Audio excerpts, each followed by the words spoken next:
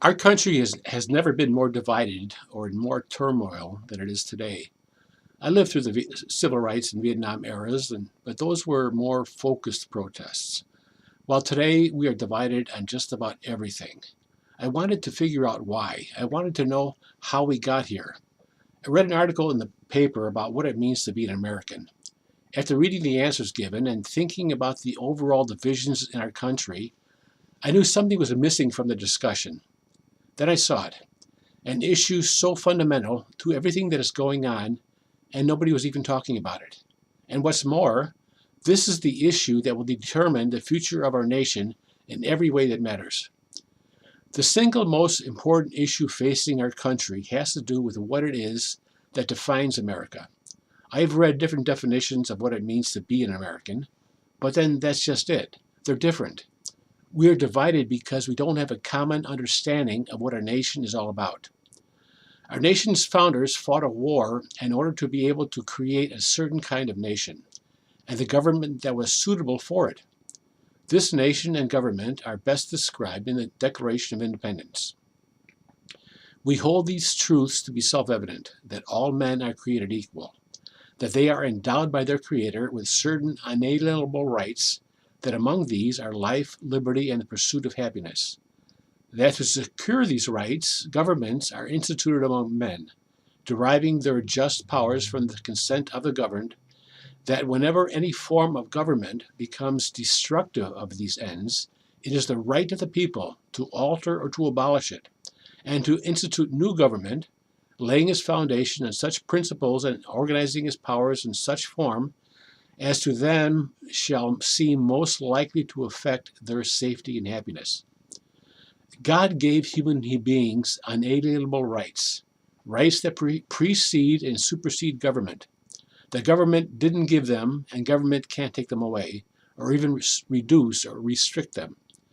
They are also not from the consensus of the people, such that they are subject to votes, polls, or laws. But wait a second. What God gave people unalienable rights? And how did the founders know that? Every nation in the world at that time had their gods and their religions, but no other nation had unalienable rights. Islam does not know of unalienable rights, nor does Hinduism, Buddhism, or secularism. And there were no atheists or secular nations in the world at that time. They all believed in God. It was the God of the Bible that gave humans unalienable rights. The Bible and Christianity were seen as the vehicles used by God to reveal himself and his purposes to humankind. God gave unalienable rights to human beings. The courts would call that a religious opinion. The founders called it a fact. If you don't have the Bible and Christianity, then you don't have unalienable rights. And if you don't have unalienable rights, then you don't have the United States of America, or at least the one for which our founders fought a war in order to be able to create it. If you separate the Bible and Christianity from the foundation of our country, or if you deny the existence of God, or if you lump all religions together as being equal with no religion being more important or more true than another, if our government cannot favor one religion over another, then you don't have unalienable rights. Government cannot give unalienable rights. Unalienable rights require a higher power, an authority higher than the government that the nation as a whole accepts. Unalienable rights have to do with things that you are free to do without the government's permission, interference, or restrictions. This is what our founders meant by liberty or freedom. If there is no higher power, or if that higher power is not the God of the Bible, then you don't have unalienable rights. You only have what rights the government will give you, and those are two very different things.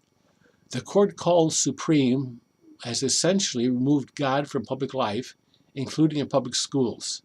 We can't talk about God, and so we can't talk about unalienable rights.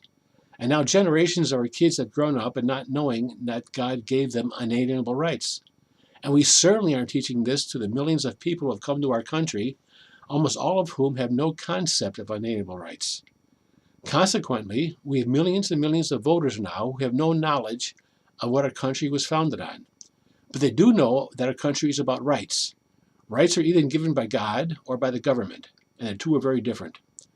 Government rights are things the government is required to provide for you. When you remove God from the consciousness and public policy making of a nation, you create a void. When discussing problems, solutions have to come apart from God, so government comes to assume the role that God used to play in people's lives. Government first begins to provide safety nets for people, which are essentially government spending programs. This then easily morphs into the creation of new rights that people should have, and the list of new rights grows with each election cycle. And what are rights become demands. Government-given rights require enormous amounts of money and a massive increase in the size of a functioning government to carry it all out. This is why, since the court removed God from our public life, government spending has been far exceeding what it commonly takes in from taxes. This is why our federal government is $22 trillion in debt with no end in sight. Government-given rights require the government to compel other people to do things for the sake of the people who have now been given these rights. It will also often require a curtailing of inalienable rights if they're seen to conflict with what the government wants to give other people. For example, the right to freedom of speech is being curtailed if it conflicts with another person's right not to be offended. To say that we cannot talk about God in public schools is wrong, because how are you going to teach our children about unalienable rights if we don't talk about God? The entire founding of our nation is not being taught in our schools, at least the parts that are most important in establishing the true nature of our country, because it has to do with God. And we certainly aren't teaching to millions of the people who have been moving to our country over the years. So when our children and the millions of immigrants who start voting and getting elected to public office and making our laws, they will not do it with the knowledge of what made the United States unique among the nations. So over the course of a few generations, our country will change as surely as if there had been a war and we were taken over by a foreign power. We will have lost everything that made us what we are. But because it is happening slowly over generations, nobody's alarmed. All the changes that are happening in our country are seen as inevitable, good, a sign of progress, or just another political debate, as there have always been. This is the most important issue in our country today. Our country was founded on the belief in unalienable rights. Unalienable rights depend on the Bible and Christianity, which our government must recognize in order to keep them. The idea that our country was founded to be a secular nation is not true. We must teach our children and the millions of people who move here what our country is based on, otherwise we will lose it.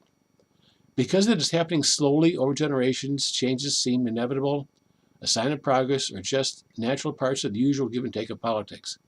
And of course, every generation grows up with a new normal. They don't know how far our country has moved from its roots. Our country is now at the tipping point.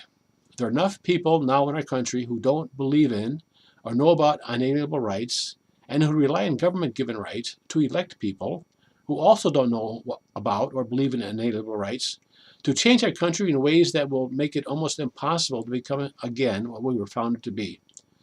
Thomas Jefferson said that if our government doesn't secure our unalienable rights, we should alter or abolish it. If our founders were alive today, there already would have been a second American Revolution.